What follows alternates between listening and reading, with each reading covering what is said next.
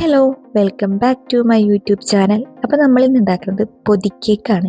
പണ്ട് കാലത്തൊക്കെ ചായക്കടയിൽ ഉണ്ടാവുന്ന ടീ കേക്ക് ഇന്ന് കഴിക്കാൻ തോന്നിയപ്പോൾ ഉണ്ടാക്കിയതാട്ടോ. അപ്പോൾ നമുക്കത് ഒന്ന് കണ്ടു നോക്കാം.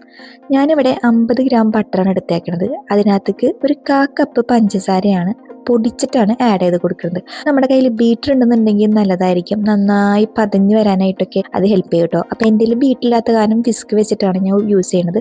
നമുക്ക് സ്പൂൺ വെച്ചിട്ടും ഇങ്ങനെ ചെയ്യാം കേട്ടോ. അപ്പോൾ ബട്ടറും പഞ്ചസാരയും നമുക്ക് നന്നായിട്ടൊന്ന് മിക്സ് ആക്കി എടുക്കണം.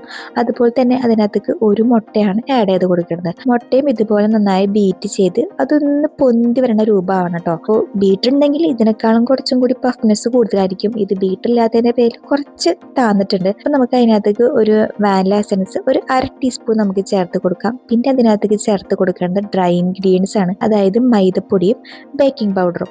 മൈദപ്പൊടി ഒരു കപ്പോളം നമ്മൾ എടുത്തിട്ടുണ്ട്. ബേക്കിംഗ് പൗഡർ ആണെങ്കിൽ 1/4 ടീസ്പൂൺ എടുത്തിട്ടുണ്ട് കേട്ടോ. ഇതെല്ലാം കൂടി മിക്സ് ചെയ്ത് വരുമ്പോൾ നമുക്കൊരു കുറച്ച് ടൈറ്റ് ആയിട്ട് തോന്നുകയാണെങ്കിൽ മാത്രം നമുക്ക് ഇതിനകത്തേക്ക് ഒരു 2-3 ടീസ്പൂൺ പാൽ ആഡ് ചെയ്ത് കൊടുക്കാം.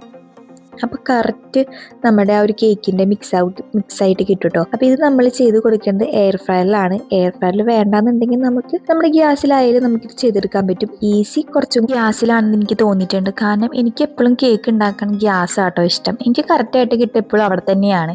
ഇപ്പോൾ എയർ ഫ്രയറിലാണെന്നുണ്ടെങ്കിൽ എനിക്ക് കുറച്ച് കളർ കുറവായിട്ട് എനിക്ക് തോന്നിയായിരുന്നു. പക്ഷെ അത് ഗ്യാസിലാണെന്നുണ്ടെങ്കിൽ നമുക്ക് പെർഫെക്റ്റ് ആയിട്ട് കിട്ടിയാണ്. അപ്പോൾ ഞാനിവിടെ എയർ ഫ്രയറിൽ 160 ഡിഗ്രിയിൽ ഒരു 30 മിനിറ്റോളം വെച്ചപ്പോഴാട്ടോ ഇങ്ങനെ കിട്ടിയത്.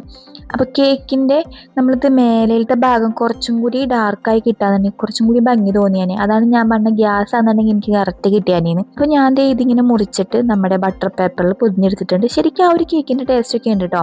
നമുക്കിതൊരു ഈവനിങ് ടൈമിലൊക്കെ ചായ കുടിക്കുമ്പോൾ ഒരു അടിപൊളി കോമ്പിനേഷൻ ആട്ടോ ഈ ടീ കേക്ക്. അപ്പോൾ ഇതെല്ലാവരും ട്രൈ ചെയ്ത് നോക്കണം. ഇഷ്ടപ്പെടാന്നുണ്ടെങ്കിൽ കമൻറ്റ് ചെയ്യാനും ഷെയർ ചെയ്യാനും സബ്സ്ക്രൈബ് ചെയ്യാനും മറക്കരുത്.